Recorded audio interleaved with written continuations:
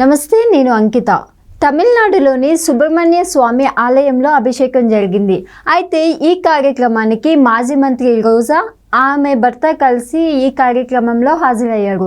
అయితే అక్కడున్న కొంతమంది పారిశుద్ధ్య కార్మికులు రోజా గారితో కలిసి సెల్ఫీ దిగడానికైతే ప్రయత్నించారు. అయితే రోజా గారు సెల్ఫీ దిగకుండా చేతితో దూరంగా ఉండమని సైగ చేసినట్టు ఫోటో అయితే ఇప్పుడు వైరల్ అవుతుంది. సో ఈ సంఘటనని ఎలా పరిగణించవచ్చు అన్న విషయంపై డిస్కస్ చేయడానికి నాతో పాటు senior journalist KVV sir here with us. ఆయన అడిగి మరిన్ని విషయాలు తెలుసుకుందాం. నమస్తే సార్. నమస్తే అమ్మా. సార్, ఇప్పుడు చూస్తే రోజా గారు తమిళనాడులో జరిగిన సుబ్రహ్మణ్య స్వామి అభిషేకానికి అయితే హాజరయ్యారు. అక్కడ కొంతమంది పారిశుద్ధ్య కార్మికులు సెల్ఫీ దిగడానికి వచ్చారు ఆవిడతో కలిసి. అయితే ఆమె విజువల్స్ చూస్తేనేమో దూరంగా జరగండి అన్నట్టు చూస్తుంది. సో ఈ విషయాన్ని ఎలా చూడొచ్చు అంటారు? నిజంగానే శోచనీయం అమ్మా, అది చాలా పొరపాటు అది. ఎందుకంటే ఇప్పుడు ఆవిడ రాజకీయాల్లోకి రావడానికి ముందు సినిమా నటి.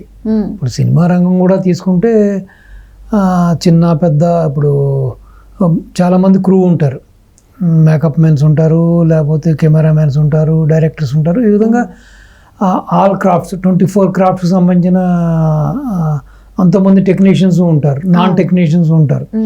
సో విభిన్న జాతులు, విభిన్న మతాలకు చెందిన వాళ్ళు ఉంటారు. సో అటువంటి ఇండస్ట్రీ నుంచి వచ్చిన ఆవిడ ప్లస్ రెండవది ఆవిడ 2 times ఎమ్మెల్యేగా చేశారు, అలాగే మంత్రిగా కూడా చేశారు. ఇప్పుడు మంత్రిగా ఇప్పుడు ఒక ప్రజా జీవితంలో ఉండి, ఒక రాజకీయ జీవితంలో ఉండి, ఒక రాజకీయ నాయకురాలుగా ఉన్న ఆవిడ ఈ విధమైన కుల వివక్ష చూపించడం అనేది చాలా శోచనీయం. అది అత్యంత హీనం కూడా, అది చాలా పొరపాటు అది. ఎందుకంటే ఇప్పుడు కేవలం మన ఎవరైతే ఇప్పుడు రోజా గారి యొక్క సామాజిక వర్గం రెడ్లు ఉన్నారో, ఒక రెడ్లు ఓటేసినంత మాత్రం ఆవిడేమీ ప్రజాప్రతినిధి కాలేదు, ఎమ్మెల్యే కాలేదు. సో అష్టాది వర్ణాలు అందరూ ఉంటారు, నియోజకవర్గం అయిన తర్వాత అన్ని వర్గాలు ఉంటాయి. సో అందరూ ఓటేస్తేనే మనం ఆ ప్రజాప్రతినిధిగా ఎన్నుకోవడానికి ఛాన్స్ ఉంది. అన్నీ తెలిసి ఈ ప్రజా జీవితంలో ఉండి, రాజకీయాల్లో ఉండి, ప్లస్ సినిమా ఫీల్డ్లో కూడా ఉండి కూడా ఇప్పటికీ మీకు ఆ యొక్క కుల వివక్షత పోలేదంటే, ఆ కుల పిచ్చి పోలేదంటే దాన్ని ఇంకేమనుకోవాలి? సో అసలు ఏ విధంగా ఈవిడ ఇన్ని రోజులు ఈ సినిమా రంగంలో ఉంది, లేకపోతే ఏ విధంగా ఈవిడ రాజకీయ రంగంలో మనుగడ సాగించిందంటే కూడా చాలా ఆశ్చర్యకరంగా ఉంది. ఇప్పుడు ఏదో అభిమానంతో నువ్వు అంతకుముందు తమిళ సినిమాల్లో కూడా ఈవిడ చాలా సినిమాల్లో యాక్ట్ చేశారు కాబట్టి తమిళ సినిమా రంగానికి కూడా ఆమె సుపరిచితురాలు. సో ఆ విధంగా అభిమానంతో సినీ నటి వచ్చింది, రోజా వచ్చిందని చెప్పి చాలామంది వచ్చి సెల్ఫీలు తీసుకోవడం జరిగింది.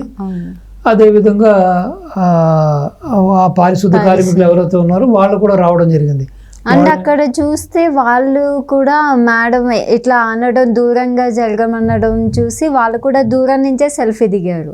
దూరం నుంచి తీశారు. వాళ్ళ యొక్క బాడీ లాంగ్వేజ్ చూస్తుంటే కూడా పాపం వాళ్ళు కొంచెం అన్ఈజీ ఫీల్ అయ్యారు. కొంచెం అది వాళ్ళ బాడీ లాంగ్వేజ్ నాకు తెలుస్తుంది. అరే ఏంటి ఈవిడ ఇలా మనల్ని అబ్జెక్ట్ చేస్తుందని చెప్పి కూడా వాళ్ళు క్లీన్గా వాళ్ళ ఆ ఫీలింగ్స్ మనకు కనపడుతున్నాయి. ఇప్పుడు దేవుడి దగ్గరికి ఎందుకు వెళ్తామమ్మా? దేవుడి దగ్గరికి వెళ్ళేది ఏంటంటే దేవుడి ఆశీస్సులతోటి మంచి జరగానే వెళ్తాం. అక్కడ ఏదో చిరుచందూరులోని మురుగుడు ఆలయంలో వరుణాభిషేకం జరుగుతుంటే భర్తతో కలిసి ఇవి వెళ్ళినప్పుడు ఇప్పుడు దేవుడికి అయితే కులాలు, మతాలు, ఈ జాతులు పట్టింపు ఉండదు కదా. సో దేవుడు ఎవరు వచ్చినా ఆదరిస్తాడు, దేవుడి దగ్గరికి ఎవరైనా వెళ్ళొచ్చు. అదేవిధంగా నువ్వు అక్కడికి వెళ్ళినప్పుడు ఎంతోమంది విభిన్న జాతులు, విభిన్న మతాలకు సంబంధించిన వాళ్ళు వస్తూ ఉంటారు, పోతూ ఉంటారు. గుడి అయిన తర్వాత వచ్చినప్పుడు నువ్వు ఆ విధమైన వివక్ష చూపించడం అనేది చాలా పొరపాటు. సో దీన్ని నిజంగానే మనం ఎండగట్టాలి, దీన్ని ఖండించాలి కూడా. సో అటువంటి ధోరణి అనేది మంచిది కాదు. అది ఒక పూర్తిగా ఇటు రాజకీయాలకు కానీ సినిమాలకు కానీ సంబంధం లేని వ్యక్తి ఎవరైనా అలా ప్రవర్తించారన్నా కూడా దానికి ఒక అర్థం ఉంది. సో ఈ అనుక్షణం ప్రజలతో మమేకమై, అనుక్షణం కార్యకర్తలతో మమేకమై, సో కార్యకర్త అయిన తర్వాత రకరకాల కార్యకర్తలు ఉంటారు, అన్ని వర్గాల వాళ్ళు ఉంటారు, అన్ని మతాల వాళ్ళు ఉంటారు, అన్ని కులాల వాళ్ళు ఉంటారు. అటువంటిది ఆవిడ ఆ విధంగా ప్రవర్తించడం అనేది నిజంగానే అది సాటి స్త్రీలు వాళ్ళు. ఇప్పుడు మగవాళ్ళు కూడా కదా, సో మగవాళ్ళు అయితే ఏదో మీద పడతారనో లేకపోతే మరీ దగ్గరికి వస్తే మళ్ళీ తను ఏదైనా టచ్ చేస్తారనే భావన ఉన్నా తప్పులేదు. సాటి స్త్రీలు వాళ్ళు, నీలాగే వాళ్ళు కూడా ఆడవాళ్ళు. అటువంటిది నువ్వు ఆ కనుసైగలతోటి చేతితోటి వాళ్ళని అక్కడే నిలబడండి దగ్గర రావద్దని చెప్పడం అనేది ముమ్మాటికి తప్పది, అది ఖండించవలసిన విషయం. అది అయితే ఆవిడ పదవిలో ఉన్నప్పుడు కొన్ని సిచ్యువేషన్స్లో చూసుకున్నట్లయితే మనం పేదవాళ్ళ దగ్గరికి వెళ్ళి తిన్న సిచ్యువేషన్ కూడా ఉంది. సో మరి అప్పటికి ఇప్పటికి ఇంత వేరియేషన్ ఎందుకంటారు? అది ఓట్ల కోసం అమ్మా. అదేంటంటే ఎంతైనా మహానటి కదా, నటి కదా ఆవిడ, సినిమా యాక్టర్ కాబట్టి అది కూడా ఏంటంటే లోపల ఉంటుంది వాళ్ళకు కూడా. లోపల ఉన్నా కూడా అక్కడ వాళ్ళ ఓట్ల కోసం వాళ్ళ యొక్క ఆ ఓట్ బ్యాంక్ రాజకీయం అంటారు కదా దాన్ని. సో ఏదో వాళ్ళ దగ్గరికి వెళ్ళడం, కౌగులించుకోవడం, సెల్ఫీలు తీసుకోవడం, వాళ్ళు పెట్టిన తినడం, వాళ్ళకి హగ్గులు ఇవ్వడం, ఆలింగనాలు చేసుకోవడం, షేక్ హ్యాండ్స్ ఇవ్వడం. సో అదంటే దీన్ని బట్టి మనకు అర్థమైంది ఏంటంటే అది గతంలో జరిగిన అన్నీ కూడా చూస్తే అది కేవలం స్టంట్ అని, అది కేవలం యొక్క ఓట్ల కోసం, వాళ్ళ యొక్క ఆ ఓట్ బ్యాంక్ కోసం వేసిన నాటకాలుగానే మనం పరిగణించాలి. ఇప్పుడు నిజంగానే ఆవిడకి అటువంటి వివక్ష లేదు, ఆవిడకి అటువంటి ఫీలింగ్స్ లేవు అనుకుంటే ఈ రోజున పారిశుద్ధ కార్మికులతో కూడా నువ్వు దేవుడి దగ్గరికి వెళ్ళేది ఏంటంటే దేవుడి ఆశీస్సులతోటి మంచి జరగానే వెళ్తాం.